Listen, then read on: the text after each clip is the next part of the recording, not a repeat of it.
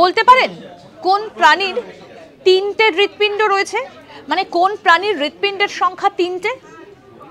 তার আগে বলি এই প্রাণীটা কিন্তু মোলাস্কা পর্বের অন্তর্গত। একটা হিন্ট তো দিলাম। প্রাণীটার নাম কি? প্রাণীটার নাম হচ্ছে অক্টোপাস। অক্টোপাসের মোট তিনটে হৃৎপিণ্ড রয়েছে। দুটো হৃৎপিণ্ড হচ্ছে মস্তিষ্কে রক্ত সরবরাহ করে, আর একটা সারা দেহে রক্ত সরবরাহ করে। মোট তিনটে হৃৎপিণ্ড রয়েছে অক্টোপাসের। হিমোসায়ানিন নামক একটা রাসায়নিক রয়েছে, যে কারণে অক্টোপাসের রক্তের রং কিন্তু লাল নয়, নীল।